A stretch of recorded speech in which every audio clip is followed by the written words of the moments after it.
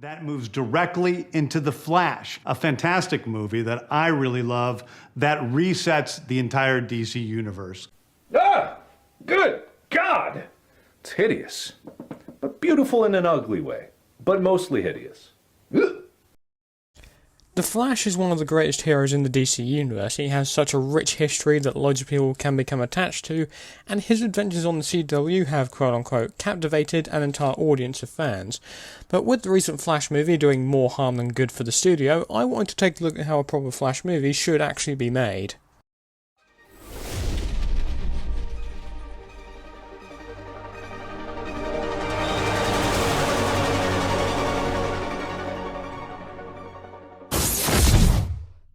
Now, before we can actually pitch a good Flash movie, we first need to look back at the character's history in film and some television to determine what was good and bad about them in order to make sure those mistakes aren't repeated. And where else to start than the Arrowverse?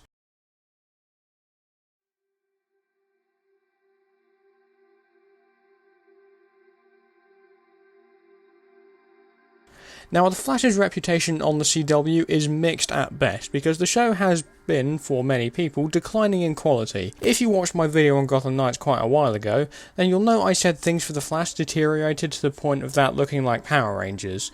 However, not that everything from that show is terrible, because Grant Gustin is terrific as Barry Allen, especially in the earlier seasons of the show.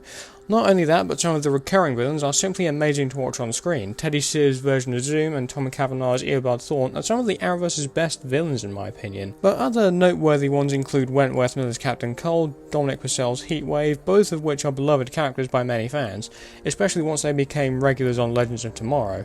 And now I'll get to talking about more villains a bit later on, but right now let's move on to something else. If I can't get back, there might not be a future.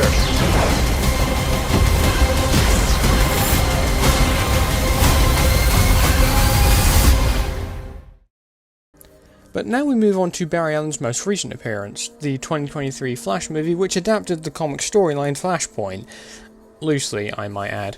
Now, I have already talked about the movie in my video where I made some very necessary changes, such as replacing Keaton's Batman with Jeffrey Dean Morgan's Thomas Wayne, and replacing Dark Flash with Eobard Thawne. If you want to see what I changed in depth, then go and check out that video, because I don't really want to go over everything again, but just go and check out the video. But despite all the glaring flaws this movie has, there are some diamonds in the rough. For one thing, many people enjoyed Sasha Calle's Supergirl, and I myself hope she has a future as the character in James Gunn's new DC universe. Others enjoyed the performances of Keaton and Affleck's respective versions of Batman. I also think that some of the action in this film as well is very well executed, especially when it came to Keaton's Batman. It's very Arkham-esque, and I mentioned that in another video. So what exactly can we take from this movie? Well, a few things, with these being, number 1, there are more Flash stories to adapt than Flashpoint. Secondly, other DC characters appearing in cameo roles is okay to a certain degree. Number 3, Batman is always a plus. And number 4, don't keep the movie in development hell like this one.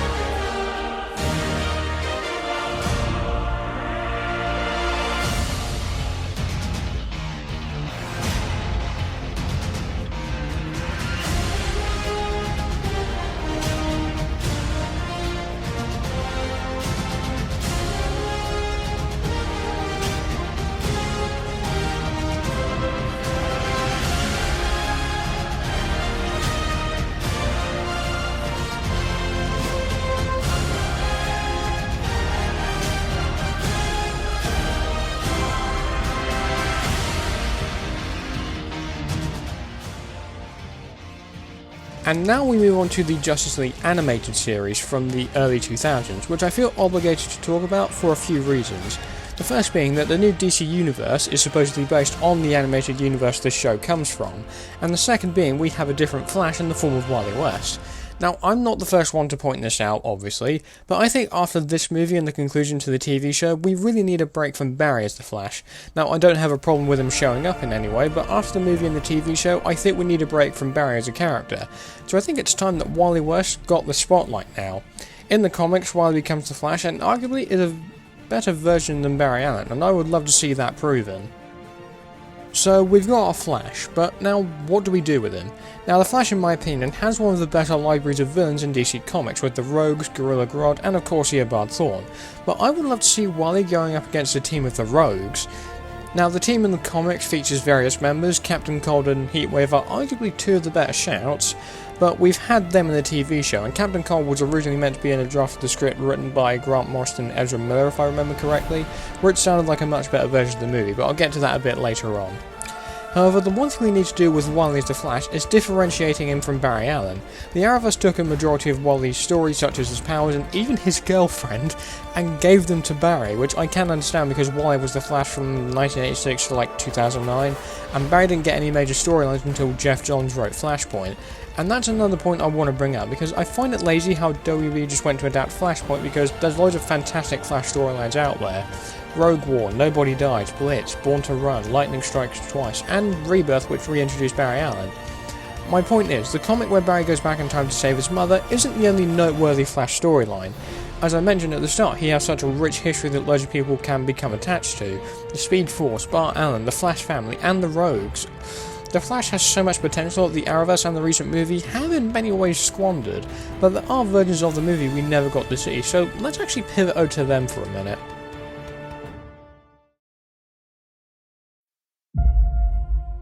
Now, as we all know, the Flash movie was stuck in deep development hell for years on end, with directors and writers signing on and then dropping off faster than people died during COVID. With noteworthy names including Phil Lord and Chris Miller, who then left to work on Solo, which they got fired from, and then wrote Spider-Verse. Rick Famuyiwa is another name that was involved at one point, and even Grant Morrison was in the mix as well. Now, the two scripts I'm going to talk about are what I was able to find. These are Rick Famuyiwa's version of the movie and the script written by Grant Morrison and Ezra Miller. Now we'll start off with Miller and Morrison's script first, seeing as I've already brought them up. Now in March 2019, Ezra Miller and Grant Morrison submitted a very detailed script for the Flash movie, which sadly didn't end up being used for the film, as it sounds much better than what we got. The movie would have featured Captain Cold, Mirror Master, and Golden Glider as the villains, and Ezra was interested in having Ray Fisher's Cyborg in the movie, but Grant was hesitant against that, reasoning that the first Flash movie should be a solo outing, which I can kind of understand. However, Rick Famuyiwa's version of the Flash movie sounded really promising as well. This movie would have, unlike the previous script draft, featured Ray Fisher's Cyborg in a prominent role, and the villains would have been the Rogues, with Captain Cold and Golden Glider being mentioned from the research I was able to find. There was also a subplot about Barry trying to prove that a reformed criminal was framed for a murder he didn't commit, and exposing corrupt cops who have been fabricating evidence for years, including the case of Barry's father and Barry's mother being killed. Iris West helps Barry expose the corrupt cops because her brother was also framed and died in prison, and she bonds with Barry over losing people to the corrupt system. She knows about Barry's powers from the start, and after he saved her in Justice League, and is the one who names him the Flash. Both of these versions of the script arguably sound much better than the movie that was released, and it brings me back to Flashpoint. It isn't the only noteworthy Flash storyline that can be adapted. And now we come to the Flash villains, and as mentioned, the character, whether it be Jay Garrick, Wally West, or Barry Allen of course, all have a brilliant rogues gallery that have yet to make their big screen debut. But if we're talking about Barry Allen, he's faced some pretty big villains over the years. Reverse Flash, Gorilla Grodd, The Thinker, Captain Cold, all these villains are instrumental to the Scarlet Speedster's history, and they all deserve their time in the spotlight. But talking about Wally, I believe the DC Studios would go for a trilogy, with the first being about Wally perhaps fighting the Rogues, then the second being a story set in Gorilla City, with the third being about Wally finally becoming the hero in a big fight with one of the major speedsters, or even The Thinker, which would add a nice twist onto things, because in my eyes, Eobard Thawne is Barry Allen's greatest enemy, and The Thinker is known more as one of Wally's greatest enemies. Plus, they did do The Thinker to some respect on the TV show, but I think we need a different take on him now, especially after what Peter Capaldi did with the character in The Suicide Squad. Okay, with all that out of the way, let's cast some characters. Now, before I get to casting, I want to briefly touch on this point real quick. Now, this isn't about what powers I think Wally will have, because I think he'll gradually develop them over the course of the movie, but this is about how the movie hypothetically would present the speedster powers on screen. This is something that the CW and the recent movies have gotten some criticism for, and I would love to see something different. Now, a movie that actually depicts speedster powers in a really good way was The Eternals with Lauren Ridloff's character Makari, and I think something like that combined with the earlier CW Flash running in the mix is what we need for something that becomes more unique to Wally West as a character. Now, before I get into that, I first need to give a rundown of the characters that would appear in a Wally West Flash movie. Now, this is my personal opinion, but here are the characters I would plan to cast. So, of course, I'd go with the Rogues, these being Captain Cold, Heatwave, Mirror Master, Weather Wizard, and the Trickster. And then I'd have Linda Park, Iris West, Cisco Ramon, Harrison Wells, Kyle Rayner Green Lantern in a cameo, Wally West, and Barry Allen in flashbacks. And with Cisco, Harrison, and Linda, now obviously Linda Park has a role as Wally's love interest, but with Cisco and Harrison, I would love to see the idea of Flash having like a team at Star Labs carry over into one of the Flash movies, which I think would be really cool. But let's go about the casting in 3 sections. So the first part will be dedicated to the Rogues, while the second will be for characters that don't need a lot of explanation, and then I'll go to the characters that I feel need more of an explanation. For Captain Cold, I've cast Andrew Lincoln. For Heatwave, I've cast Callan Mulvey. For Weather Wizard, I've cast Daniel Radcliffe. For Mirror Master, I've cast Rami Malek. And for the Trickster, I've cast Macaulay Culkin. Now, moving on to characters that don't need an explanation, for Linda Park, I've cast Melise Cho, who played the character on the TV show, and I thought she was pretty good there. That, and I had a crush on a character from Big Time Rush, so don't judge me. Okay, alright, moving on, for Cisco Ramon, I cast Avon Jogia from Victorious. I've seen that fan cast floating around for years now, and I think it's brilliant. For Harrison Wells, I've cast Aidan Gillian. I've seen him in some other stuff, and I thought he was really good. And in the cameo role for Kyle Rayner, I've cast Henry Zaga. This wouldn't be a huge role, but I could see him perhaps making an appearance in the Green Lantern movie, which could happen at some point, or the Green Lantern TV show that's being developed for the new DCU. And now we come to what I call the Big Three: Barry Allen, Wally West, and Iris West. Now, as mentioned, Barry will be seen in flashbacks, so he doesn't have to be that big a role in the movie. Now, we could easily cast Grant Gustin, but as I mentioned before, he needs a rest from the role, so instead I would have cast Lucas Till in the role. There's not really any explanation needed because he's the fancast favourite, and I think he'd do a pretty decent job. For Iris West, I've gone for Lily James, and while I've seen people fancast her as Lois Lane, I feel personally that she works better as Iris. And for Wally West, saving the best for last, I've cast KJ Apa from Riverdale as a character.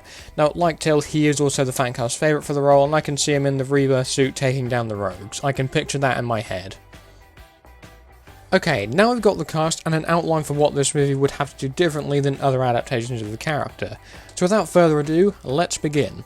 So Act 1 will focus on setup, as in we'll set up Wally's arc for the story and whether he can be as good a Flash as Barry. On the other end of the spectrum, we'll see the Rogues planning some kind of scheme to steal some really expensive diamond of some kind, and at the end of this part of the story we'll see Wally defeated in a fight with the Rogues, proving he still needs to grow as a hero. Act 2 will then focus on Wally as he has doubts about taking over as the main Flash with Barry gone. In this part of the story we will introduce the Star Labs crew into the mix, and this will be how Wally meets Linda Park. The two were lovers in high school but kind of drifted apart following graduation, and after this Wally talks with Kyle Rayner and then with Iris, and here we would see a flashback about what happened to Barry, that when a particle accelerator went into meltdown, he attempted to limit the damage, but at the cost of his own life, and the energy that released from the resulting explosion then gave Wally West his powers. And finally, Act 3 will focus on Wally coming to terms with his own struggles, that he doesn't have to measure up to Barry, but he can be his own version of the hero, because no matter what happens, the world will always need heroes. And with the help of the Star Labs team, and a live-action variant of the Rebirth suit, Wally successfully defeats the Rogues and sends them away to prison. Okay, that is the best outline I could give for a Flash movie. If you guys have any thoughts or questions, then let me know in the comments below, and I will try my best to answer them. But in the meantime, don't forget to like and subscribe, and I will see you all soon. Thanks for watching.